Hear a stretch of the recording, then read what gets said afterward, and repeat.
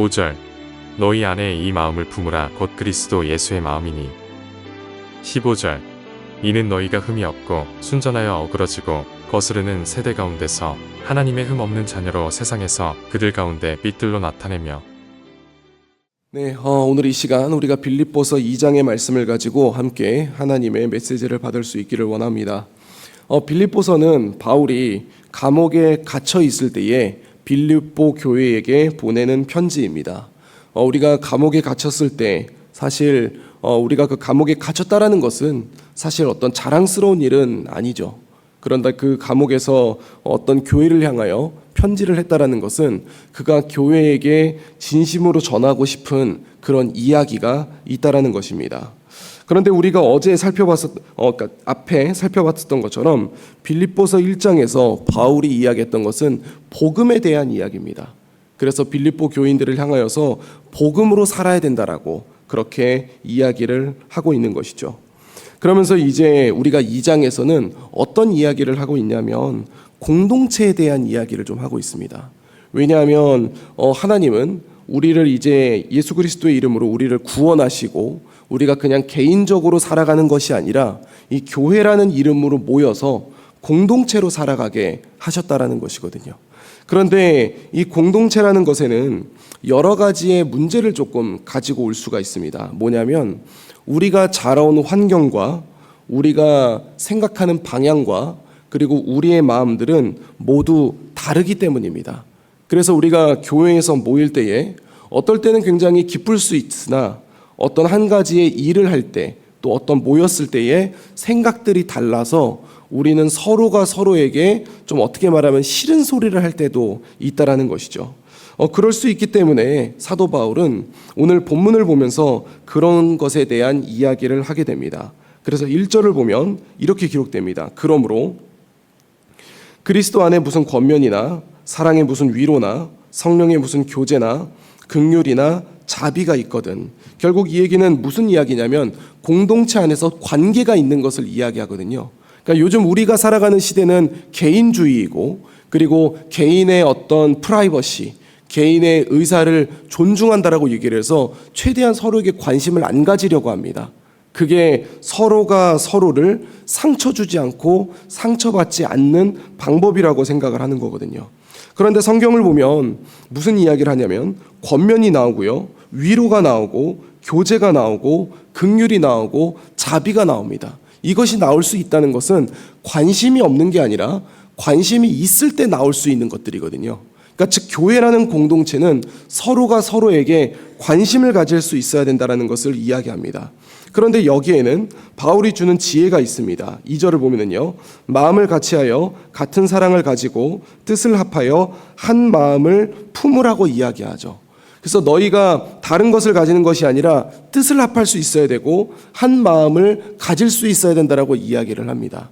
그러니까 이것은 이제 무엇을 상징하는 것이냐면 어떤 누군가의 리더, 누군가 어떤 한 사람, 그리고 이 안에 있는 뭔가 힘이 있는 사람을 중심으로 하나 되는 것이 아니라 너희가 뜻을 합하여 하나의 마음을 가져야 된다라고 이야기를 하고 있습니다. 이거에 대해서는 좀 뒤에서 다룰 건데요.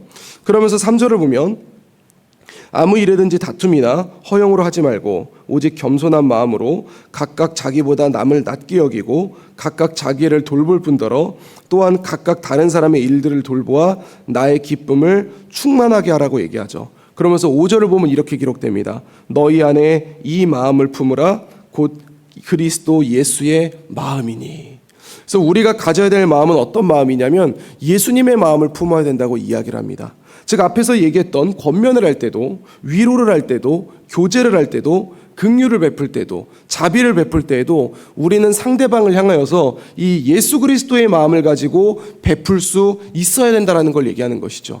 너 내가 이만큼 해줬어. 그러니까 너 이거 기억하고 나한테 잘해야 돼. 이런 식으로 하는 것이 아니라 예수님의 마음을 가지고 그들을 도울 수 있어야 된다라고 얘기하고 있는 것이죠. 그러면서 이제 6절부터 11절을 보면은 하나님과 예수님과의 관계가 어땠는지에 대해서 얘기하고 있습니다. 6절부터 보면은 그는 근본, 이제 예수님을 얘기하는 것이죠. 그는 근본 하나님의 본체시나 하나님과 동등됨을 취할 것으로 여기지 아니하시고 7절 오히려 자기를 비워 종의 형체를 가지사 사람들과 같이 되셨고, 이 얘기는 지금 무슨 이야기를 하는 거냐면 예수님이 하나님의 뜻에 순종했다라는 얘기를 합니다. 그게 이제 8절에 기록되는데요. 사람의 모양으로 나타나사 자기를 낮추시고 죽기까지 복종하셨으니 곧 십자가에 죽으심이라. 그러니까 예수님이 사람의 모양이 되시고 그 다음에 사람의 모습으로 이 땅에 오셔서 자기를 낮추시고 고난을 받으시고 십자가에 달리셨던 것은 그가 어떤 사람을 체험해보자 라고 해서 온 것이 아니라 하나님 아버지 성부 하나님의 뜻에 대해서 순종했기 때문이라고 이야기를 합니다. 그런데 우리는 여기서 복종이라는 단어를 보면서 조금 오해하는 것이 하나 있습니다. 뭐냐면 이 복종이라는 것 하면은 생각나는 집단이 있죠. 군대인데요. 이 군대는 자기하고 뜻이 달라요. 나는 이거를 하고 싶지 않아요. 그런데도 해야 됩니다. 그래서 우리는 그것을 복종이라고 표현을 하는 것이죠. 그러면서 이 본문에 기록된 하나님과 예수님과의 관계에 있어서도 예수님이 사람의 모양으로 오시고 예수님이 십자가에 달린 것도 복종이라고 이야기하니까 이제 예수님이 하나님이 내리신 그 마음에 대해서 별로 좋지 않게 받아들일 수도 있었다라는 것을 생각합니다. 그러면서 우리에게도 뭐를 얘기를 하냐면은 우리도 주님 앞에 복종할 때에 내가 그것을 하기 싫어도 따라야 된다라는 식으로 얘기를 하는 것이죠. 그런데 지금 빌립보서는 뭘 얘기를 하고 있냐면 기쁨을 이야기하고 있거든요. 사실 내가 하기 싫은 것을 복종하는 것에는 기쁨이 있지가 않습니다. 그래서 빌립보서는 어떤 이야기를 하고 있냐면 하나님과 그리고 이제 예수님의 관계에 대해서 얘기하고 있는데요. 예수님은 하나님의 말씀에 순종할 때에 기쁨으로 순종했음을 얘기합니다. 그래서 그것을 어떻게 나타내냐면 하나님 아버지께 영광을 드러낸다라고 얘기를 하는 것이죠. 그래서 예수님이 하나님의 말씀에 기쁨으로 순종하니까, 그래서 9절부터 보면은요, 이름으로 하나님이 그를 지극히 높여 모든 이름 위에 뛰어난 이름을 주사, 하나님도 예수님에게 예수님을 높여주는 겁니다. 그래서 하늘에 있는 자들이나 땅에 있는 자들과 땅 아래에 있는 자들과 이 모든 무릎을 예수의 이름에 꿇게 하셨다라는 거.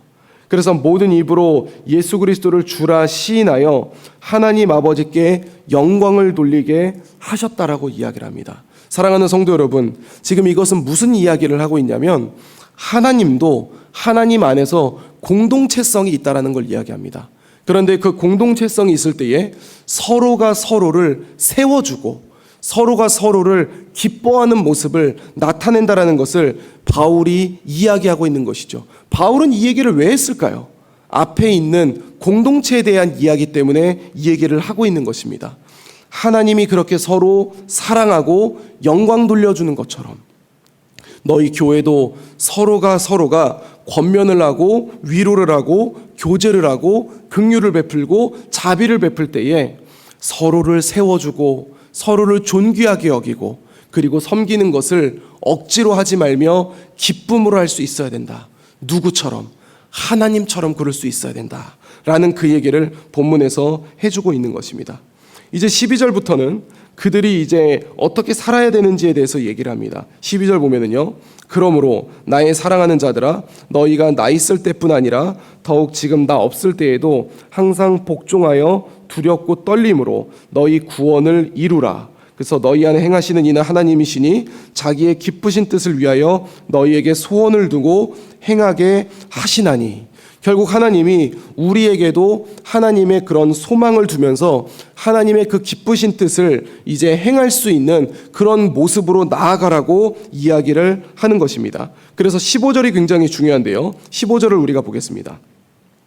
이는 너희가 흠이 없고 순전하여 어그러지고 거스르는 세대 가운데서 하나님의 흠없는 자녀로 세상에서 그들 가운데 빛들로 나타내며, 이것은 우리가 교회 안에서만 예수님 안에서 사는 것이 아니라 교회 밖에 일상에 나아가서도 하나님의 자녀로서 살아가야 된다는 것을 얘기하는 것이죠.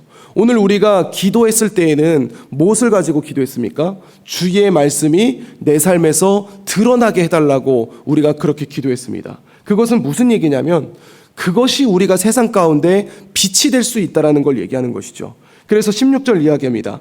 생명의 말씀을 밝혀 나의 다름질이 헛되지 아니하고 수고도 헛되지 아니하므로 그리스도의 날에 내가 자랑할 것이 있게 하려 함이라.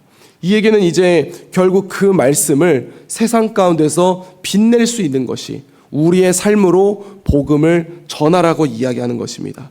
그래서 그것이 18절을 보면은요, 이와 같이 너희도 기뻐하고 나도 기뻐한다. 주님의 나라가 확장되고 주님의 복음을 전하는 것이 우리에게 기쁨이 된다라고 이야기를 합니다. 사랑하는 성도 여러분, 세상은 돈이 많을 때 기뻐합니다. 세상은 내 자녀가 될 때 기뻐하고요, 나에게 뭔가 좋은 일이 있을 때 기뻐한다라고 얘기합니다. 그러나 성경은 하나님 나라가 확장될 때 우리가 기뻐해야 한다라고 말하고 있습니다. 저는 우리 재건부평교회 모든 성도님들이 세상의 기쁨을 좇는 것이 아니라 하나님의 기쁨을 소망할 수 있는 우리 모두가 될 수 있기를 소망합니다. 그러면서 그들에게 이제 사람을 보냅니다. 왜 그러냐면 우리의 삶이 변하기 위해서는 단순한 어떤 말씀으로만 간단히 끝내지 않습니다. 우리의 삶이 있어야 되는데 그 삶을 같이 가르쳐주고 살아갈 수 있는 사람들을 보내려고 하는 것이죠. 그것이 바로 디모데와 에바브로디도입니다. 그래서 바울이 지금 감옥에 있어서 가지를 못하니까 디모데와 에바브로디도를 보내면서 그들에 대해서 이야기를 하는 것이죠. 디모데에 대한 건 22절입니다. 22절 보면은요, 디모데의 연단을 너희가 안 하니 자식이 아버지에게 함같이 나와 함께 복음을 위하여 수고한 자다. 이는 너희와 함께 하나님 나라를 세워가기 위해 충분한 자다라는 것을 얘기하고 있고요. 25절은 에바브로디도에 대해서 이야기합니다. 그러나 에바브로디도를 너희에게 보내는 것이 필요한 줄로 생각하노니 그는 나의 형제요 함께 수고하고 함께 군사된 자요 너희 사자로 내가 쓸 것을 돕는 자라 라고 하면서 디모데와 에바브로디도는 너희가 복음 안에서 살아갈 수 있도록, 복음 안에서 공동체를 이룰 수 있도록, 그리고 복음을 통하여 너희가 하나님 나라를 확장해 나아갈 수 있는데 필요한 사람들이라는 것을 바울이 증명해 주면서 그들을 보낸다라고 이야기하고 있는 것입니다. 그러면서 이제 지금 30절을, 그러니까 에바브로디도에 대한 개인적인 이야기를 하면서요, 30절에 이렇게 마무리를 합니다. 그가 그리스도의 일을 위하여 죽기에 이르러도 자기 목숨을 돌보지 아니한 것은 나를 섬기는 너희의 일에 부족함을 채우려 함이니라. 아멘. 사랑하는 성도 여러분, 우리가 이 땅 가운데서 살아갈 때에 우리에게는 부족함이 있습니다. 그래서 우리는 하나님의 나라를 확장하고 싶고 그리고 주의 말씀대로 살아가고 싶지만 우리에게는 여전히 부족함이 있음을 우리 스스로가 잘 알고 있습니다. 그래서 바울은 이 본문을 통하여서 우리가 어떻게 살아야 되는지에 대해 이야기를 해주고 있습니다. 교회는 공동체를 이루어야 되고요. 그런데 그 공동체가 세상의 공동체가 아니라 하나님과 예수님이 서로를 높여줬었던 그 모습과 같은 공동체를 우리 안에서 이루어야 된다라고 그렇게 이야기를 합니다. 그리고 우리가 여기서만 크리스천으로 사는 것이 아니라 밖에 나아가서도 예수님의 이름을 높일 수 있는, 복음을 밝혀 드러낼 수 있는 그런 삶을 살아야 된다라고 이야기하고 있는 것이죠. 저는 우리 재건부평교회가 주일에 선포되는 말씀이 여러분의 삶 속에 드러날 수 있기를 간절히 소망합니다. 그래서 그것이 드러날 때에 진짜 우리가 교회의 역할을 하는 것이고, 그것이 우리가 우리끼리 말하는 하나님 나라 확장을 이야기하는 것이 아니라 진짜 하나님 나라 확장이 되는 것이며, 그리고 그것이 하나님의 기쁨이 될 줄로 믿습니다. 그래서 그것을 소망하며 오늘 하루도 주의 말씀을 붙들고 전진해 나가는 그런 저와 여러분의 하루가 될 수 있기를 우리 주 예수 그리스도 이름으로 간절히 축원드립니다. 기도하겠습니다. 이제 오늘 받은 말씀으로 함께 기도하겠습니다.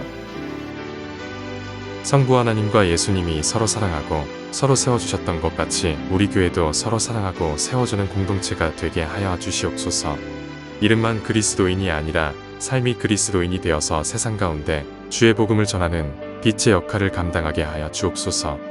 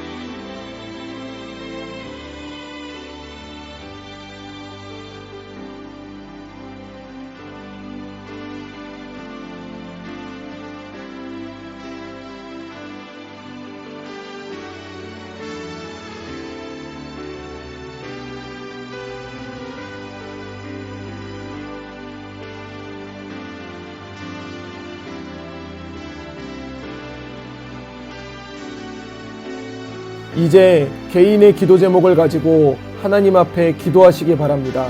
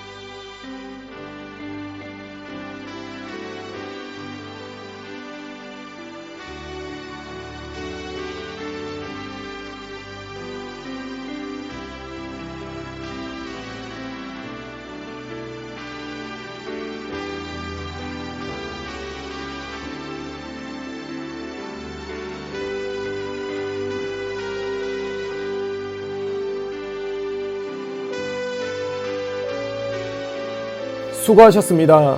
오늘도 하나님의 인도하심 가운데 승리의 하루를 보내시는 우리 재건부평교회 모든 성도님들이 되시기를 주님의 이름으로 축복합니다.